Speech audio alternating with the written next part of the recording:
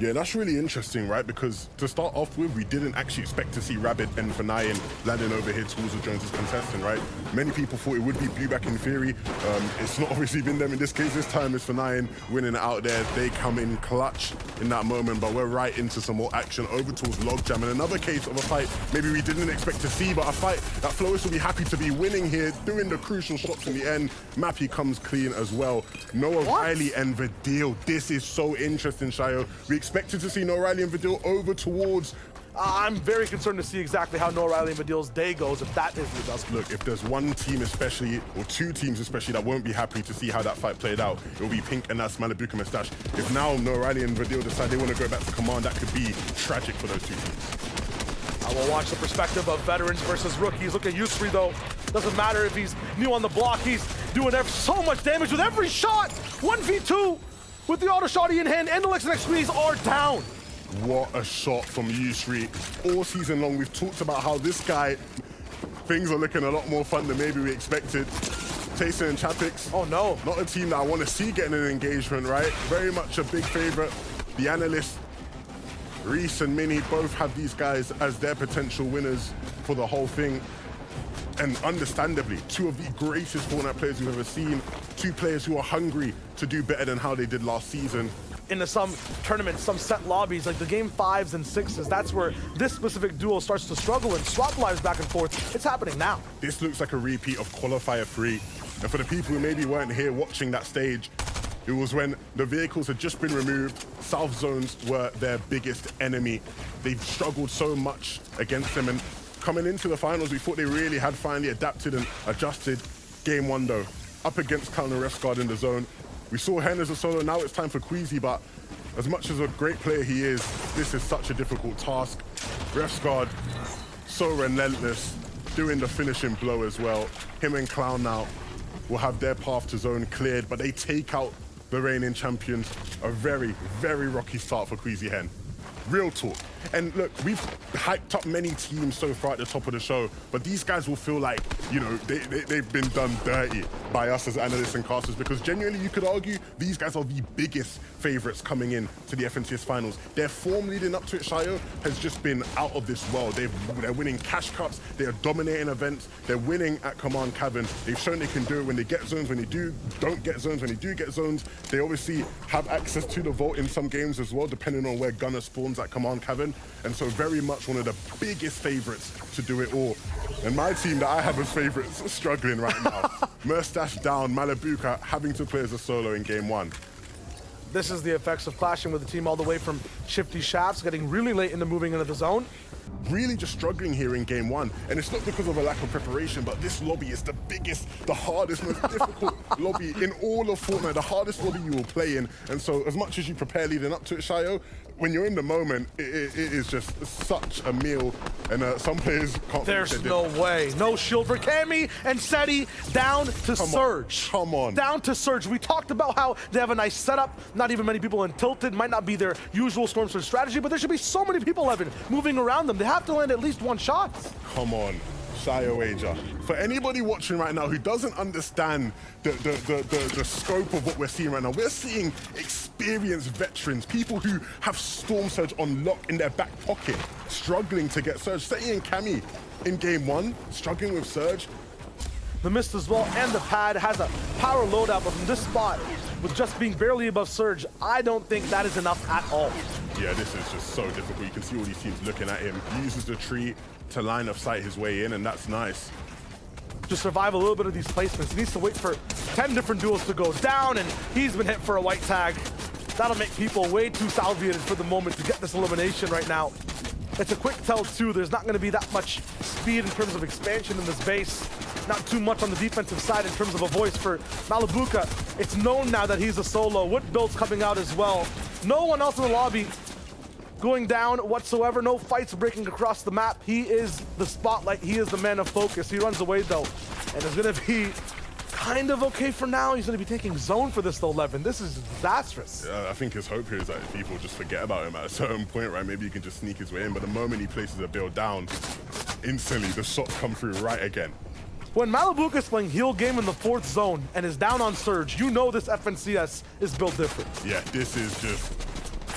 a game of adaptation. We're going to have to see change. I've seen even Pink and Nas now struggling, and he wants to get right in box. He doesn't even have shield, but he's desperate. He knows this is only hope. Armored walls. They've used some armored walls to slow him down, and he literally just has 12 builds left, but you see what it takes right now. He thought, look, it's a duo, but I have no other option. I just have to get in. And a lot of these shambles teams, they're trying to hit damage. 144 above is all right compared to some of the other teams we've watched in this game, but there's plenty of opportunity for more. Talk about all the veterans in the lobby. There are a lot of different duos as well who this is their first FNCS, and you mentioned this on the way over to the studio, 11. They will not know how to deal with the surge. They will be locked in, condensed into the zone line. You can look at the mini-map right now. You can see just that. No one in the center at all. People like this just barely surviving towards the back. It's Stompy who's moving in. Usually good off spawn in terms of he's either not making it towards the game or him and Ju are bigged up on a loadout and have no issues with Surge rocking through, but clearly he's having some problems. Thomas and Tripper, who I feel like we should talk about but haven't even mentioned just yet, they're looking completely fine right now. Yeah, this is another Command Cavern team, and not just any sort of Command Cavern team, Command Cavern Titans. Of course, they had a difficult journey to make it to the FNCS final, but never a team you can count out. We talked about how, you know, elimination heavy format. Thomas is right up there in terms of players who just non-stop get eliminations. He's the kind of guy you can just never count out. And as much as we all give Thomas his flowers, I want to big up Tripper. Not just because he's my former teammate, but because he has been so impressive this season. He has really, at times, put the team on his shoulders and came through clutch, hitting big shots. And we'll see if they can do that again, using a pad to get into 5th zone.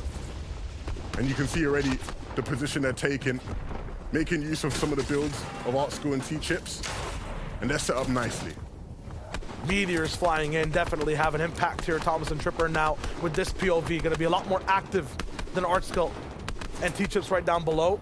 This is just an insane kind of, is it a duplex? Is it a 2-story thing? I don't know what the specific residential tag is for it, but having these two teams free to shoot right now is gonna cause so much damage. Rifty also just going completely down in the feed. Benji up and alive as well. Flodax is gonna be Rifty's teammate who doesn't make this portion of the game. Up towards the north side, no one can really make it in just yet. That's where the majority of trouble is. Trulex and Chicho should have the best chance to understand all the information that's going down. Here's the zoom in into all that action. Vortex, Janice, they kind of started the game around here a little bit. Now put down armored walls on one side. Gonna be so difficult for them to move, and they've almost trapped themselves in. There's no basement, there's no roof. This is tough for them. Janice is melting. It's just Vortex. He's forced to play as a solo from here. What a situation to be in. They pull zone 2, so he's going to be able to make it out from here, but he loses his teammate in the process. He had to sacrifice Janice. There was literally only space for one of them in this tight little corner there. They couldn't both squeeze it. But Janice going down is rough. Janice is typically the one that leads Vortex to clearer oceans, puts him in positions to get good eliminations and refreshes. But now Vortex is going to have to do it as a solo. Already moving zones as well, and I see Benji and Savage pulling the best possible zone on Logjam from that POV. Tayson and Chatpix kind of in there. I don't know, just situation in their element as well over on the backside. I love to see the double taps of the pads, just the late ones, to make sure they get a scope of the land first, see exactly where height is on the right, gonna fly, maybe even right past it. No, they're walking straight up. It's a red carpet for them almost, but do they win the award? Not just yet. It's Vanya who's up here, who they're gonna be trying to fight.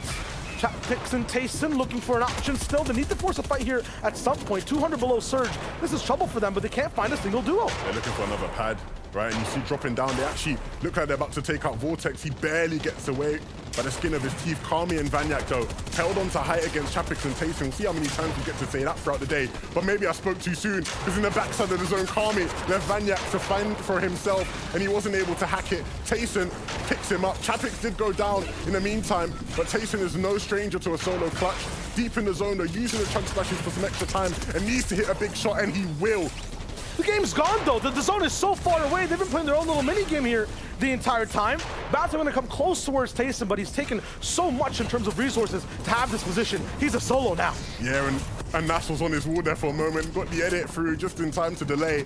But this is a very, very difficult situation. Thomas and Trippin, though, up on height. Vino in the bottom right of your screen as a solo. He doesn't have Aqua now, but he does still have a launch pad, and the med miss will give him some time in the zone. The low pad towards the front side of the zone is crucial for keeping him in this game. Double tarp from Trippin and Thomas on height on the left side of your screen, and they have solos to deal with down below. Vico on the backside going for a few shots up against Hookah. He's going to go down. Vino now as well, just in this driver's seat of a clutch potential. Chicho also forced to do that, but look at high ground. Maximum control, just dominance and effortless vibes from Tripper and Thomas. But a team that we're associated with getting eliminations, just 2 at the moment, but plenty of opportunity for more. You can see Thomas now with the spray coming through. Chicho's a solo, so many solos left in this one. Hellfire being in a very similar predicament, but less builds and not much to work with. You can see he's trying to find something, some sort of an opening, but he needs to do it quickly. There's so many players in and around his builds, almost open the cone there to try and get the shot off.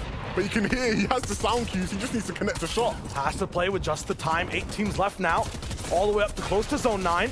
Hellfire, 4 eliminations for the full team, 5 here for Mappy and Flow. It's off of spawn in regulation. Now they're looking for a little bit more of consistency. Chicho runs into a wood wall and he just goes down. Arch skill is active inside this endgame. Hellfire now looking to just get heated up, but no, he gets cooled down by a few beams from the back. It's going to be windy here inside the mid ground. Will he just fall over like a lone leaf? Nope, the Stripper and Thomas just cutting down the forest from up top, taking apart every single solo down below in the sands. They melt into the ground. Thomas HD is looking high and mighty, but they still have no elims. They have to go straight for the win if they want to just rein in the points. The weather report from up above is clear skies. No difficulty for them from above. They're not getting the eliminations, but they'll just secure the win instead. Kefi in the back of the zone has no chance. Flixie and Kiruo, though, they were able to stay alive from sign-up station, and now in a crucial 2v2 against 2 of the best players in the land. Here we go. Thomas HD Trippern. Low on materials overall. Trippern will drop down the risk to go into the storm to pick up vital mats to be able to hold that high ground. Reconnected, armored walls. These guys are ready for the final fight. Nothing for Kidwo in the tank. They have to rely on those shots. Final pyramids drop down. It's all up to the fight in the sand. Trippern beam down. Thomas in trouble. They're holding on for as long as possible. One striker pump is going to start things off. Thomas takes down Flixie. Trippern drops but falls too fast. Thomas with the insurance and Thomas with the win. There's a reason why he's respected the way he is. Thomas HD coming out in the first game of the FNCS. Position on the leaderboard, they're looking good. Of course, Pink and Anna's there in 10th place as well. And Flixie and Kiduo, I mean, those guys popping off on the low ground as well. Yeah, I mean, that's massive for them. To be honest, one of the more, I was going to say,